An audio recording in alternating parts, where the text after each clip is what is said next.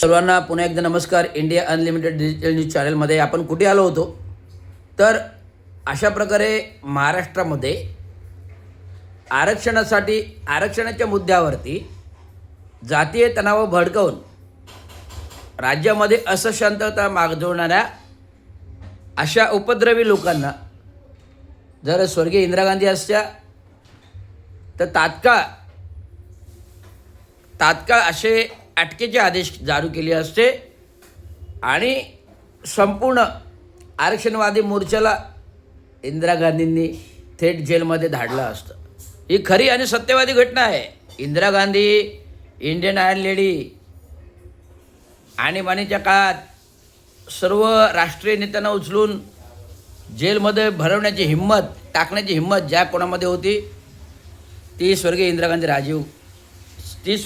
गांधी राजीव गांधींच्या मातोश्री इंदिरा गांधी यांच्यात होती. आता जर आरक्षण मुद्दा जर जटिल आहे आणि सुप्रीम कोर्टाने निवाडा दिलेला आहे की मराठे जोपर्यंत आपली मागासवर्गीय सिद्धता करू शकत नाही तोपर्यंत मराठ्यांना सरसकट आरक्षण लागू होऊ शकत नाही आणि त्या संविधानामध्ये तशी तरतूदही नाही आहे.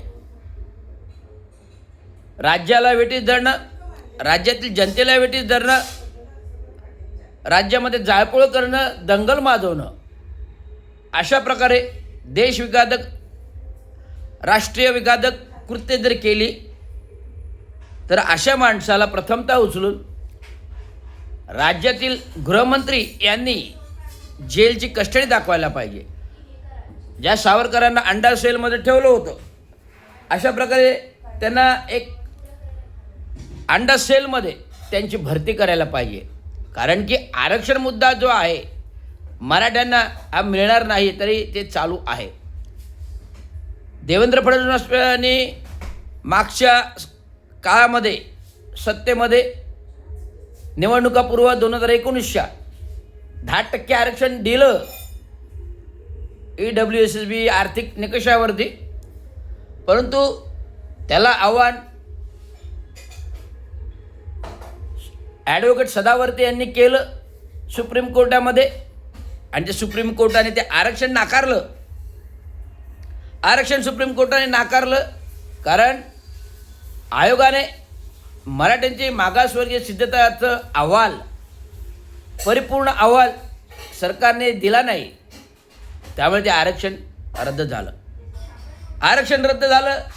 पुन्हा उपोषण आंदोलन चालू झालं. निवडणुकापूर्व 6 महिने जराके पाटील उपोषणाला बसले. सरकारमधील अनेक मंत्री महोदय आमदार खासदार जाऊन भिडले, पायगड्या घातल्या. बाबा शिवाजीच्या पुतळ्याच्या खाली असं गादीवर लोटलेला. अनेक आयोगाची कमिटी गेली,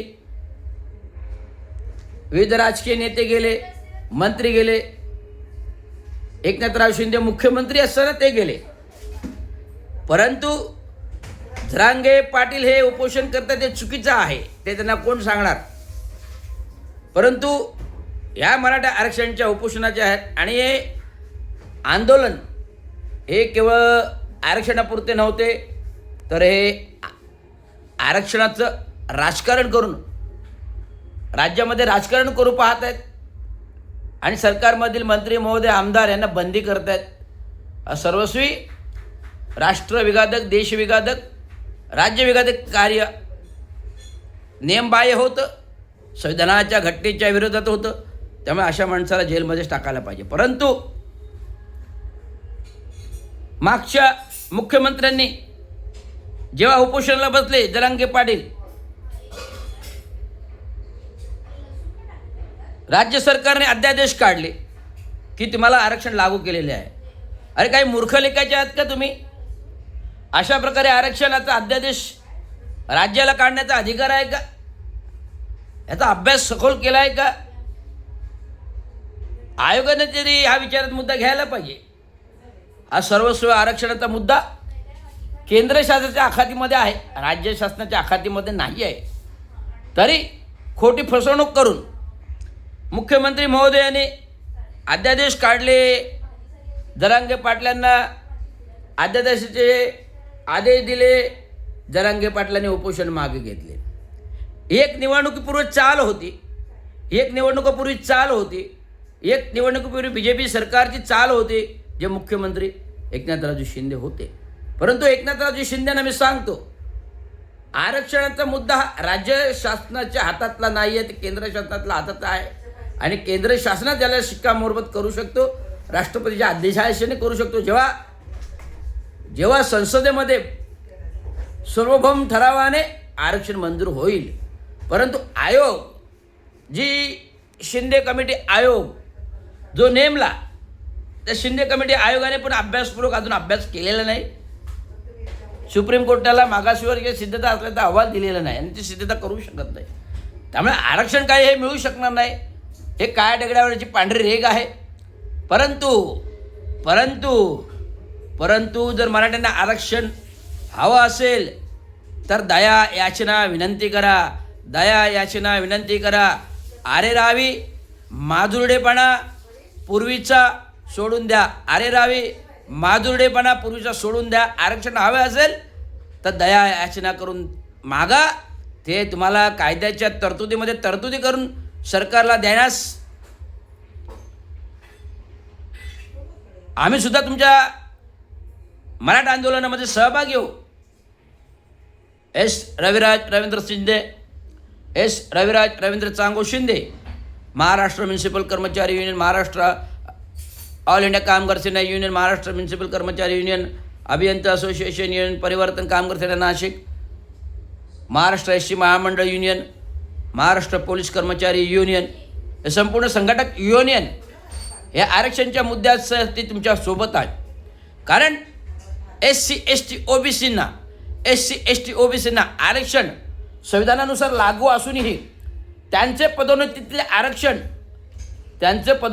आरक्षण हे जातीयवादी अजित पवारांनी केलं, जे घटनापीठाच्या उपमुख्यमंत्री उपाध्यक्ष यांनी महाविकास आघाडीच्या काळात केलं 2019मध्ये. परंतु संविधानाने त्यांना कुठलाही अधिकार प्राप्त दिलेला नाही राज्य सरकारला, की राज्य सरकार कुठलीही SC ST OBCच्या याच्यामध्ये ढवळाढवळ करू शकत नाही. हे माहिती असूनही हे आरक्षण पदोन्नतीतलं थांबवलं. अनेक संघटनांनी विरोध दर्शवला. त्यात महाराष्ट्र म्युनिसिपल कर्मचाऱ्यांनी निषेध दर्शवला, जिल्हा कलेक्टरला पत्र देऊन निषेध दर्शवला. परंतु अद्यापी 2019 ते 2025 6 वर्षे होत आली, परंतु पदोन्नतीतील आरक्षणावर निर्णय नाही आहे. बिहारमधील सरकारने SC ST OBC आरक्षणामध्ये ढवळाढवळ करायचं नाही असा निर्णय दिला. बिहार सरकारच्या लोकांना तो निर्णय खारिज करायला लावला. बिहार सरकारने जो SC STच्या विरोधातला जो काही निर्णय होता तो बिहार हायकोर्टने खारिज करायला लावला आणि SC ST OBCचे आदेश कायम ठेवले. तोच आदेश जर देशामध्ये संविधान एक आहे तर तोच आदेश महाराष्ट्राला लागू होतो. त्यामुळे महाराष्ट्रामध्ये जे SC ST OBCच्या पदोन्नतीतील आरक्षण जे संविधानाने मिळालेलं आहे ते कायम करण्यासाठी आम्ही सातत्याने पत्रव्यवहार करतोय, सातत्याने गेली 2-3 वर्ष पत्रव्यवहार करतोय. परंतु सरकारमधील कोणी लक्ष द्यायला तयार नाही. तर आम्हाला सुद्धा मराठा आंदोलनासारखं तीव्र आंदोलन करायला पाहिजे का? पण नाही. आम्ही शांतीदूत तथागत भगवान गौतम बुद्ध यांच्या प्रेरित शांततेच्या मार्गाने शांततेने आम्ही मागण्या करतो. शांततेनुसार डॉक्टर बाबासाहेब आंबेडकरच्या प्रेरणेने एक पेन आणि कागदवर आम्ही आमचं आंदोलन करतो. कुठलंही असं मॉब जनशोभ उसळेल असं जनता एकत्र करून आरक्षण मागत नाही.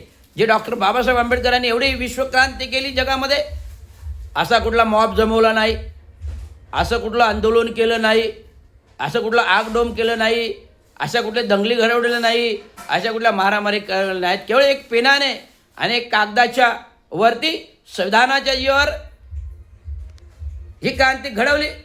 जी क्रांती म्हणून आज विश्वभूषण परमपूज्य डॉक्टर बाबासाहेब आंबेडकर महामानव आहेत आणि महामानवच राहील. त्याने जे काही आरक्षण दिलं संविधानानुसार ते निमूटपणे सहन करून आपल्याला अंमलात आणायला पाहिजे. पण मराठे त्या काही बाबासाहेबांनी भविष्यात सांगितलं होतं की मराठ्यांना आरक्षण लागेल. भविष्यामध्ये डॉक्टर बाबासाहेबांनी सांगितलं की मराठ्यांना आरक्षण लागेल. पण मराठे माजुरडे डॉक्टर बाबासाहेब आंबेडकरांनी त्या काय सांगितलं की मराठ्यांना आरक्षणाची गरज आहे भविष्यात. पण त्या काही माजुरडे मराठ्यांनी सांगितलं की आम्ही धनिक आहोत, पैसा पाणी जमीन जुमला आहे, आम्हाला आरक्षणाची गरज नाही. आणि आज SC ST ओबीसी प्रगत होताना पाहून त्यांच्या पोटामध्ये दुखायला लागलं आणि त्यामुळे आज ते आरक्षण मागायला लागले. परंतु आरक्षणाची तरतूद संविधानामध्ये नाही आणि अशा प्रकारे कुठल्याही प्रकारे ते देतात नाही. जोपर्यंत मागितले पण सिद्धता होत नाही तोपर्यंत आरक्षण मिळणार नाही. तरी देखील आम्ही SC ST OBC वाले, भले OBC नसेल परंतु SC आणि ST जे काय 13% SCला आहे, STला जे 10% आहेत आणि 27% OBCला आहेत, त्यातले SCचे 13%पैकी 3%, OBCचे 10%पैकी 2% आम्ही देऊन 5% आरक्षण आम्ही मराठ्यांना द्यायला तयार आहोत, स्वखुशीने द्यायला तयार. आम्हाला हा वादविवाद घडवायचा नाही. मराठीसाठी आम्ही सदैव तत्पर आहोत. मराठ्यांना आम्ही आमचं आरक्षण द्यायला तयार आहोत, परंतु त्यांना आरक्षण लागू करा. गेली 10 वर्ष आंदोलन होतोय, विविध स्तरावर मोर्चे येतात. गेले 2-2.5 वर्ष प्रभावी आरक्षण आंदोलन होते, जाळपोळ होते, दंगे होतात. परभणीमधले एका अनुसूचित जाती जमातीच्या माणसाचा दंगलीमध्ये जीव गेला.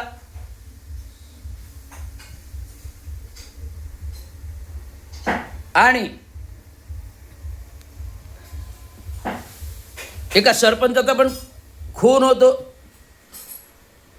अशा प्रकारे जातीय दंगलीवरून जातीय तणाव मारतो. नाशिकमध्ये असो का धुळे असो, दंगली मारतात, आगडोंब उचलतो. त्यामुळे कोणीतरी कुठेतरी कमीपणा घ्यायला पाहिजे. कोणीतरी कुठेतरी कमीपणाला घ्यायला पाहिजे. आणि मराठ्यांना आरक्षण लागू करण्यासाठी आम्ही SC वाले 3% द्यायला तयार आहोत, ST वाले 3% वाले. भले OBC नसतील, OBC द्यायला तयार नाहीत, पण आम्ही SC वाले आणि ST वाले 3% आमच्यातून, 2% तुमच्यातून, STतून घ्या, 5% घ्या आणि मराठ्यांना सरसकट आरक्षण द्या आणि आर्थिक निकष लावून हे आरक्षण द्या, असं रवींद्र चांगो शिंदे यांचं मत आहे. आणि ते मत 1 जानेवारी 2025ला माननीय मुख्यमंत्री देवेंद्र फडणवीस सरकारमध्ये आल्यानंतर मी माझा गोपनीय अहवाल तिथे पाठवलेला आहे.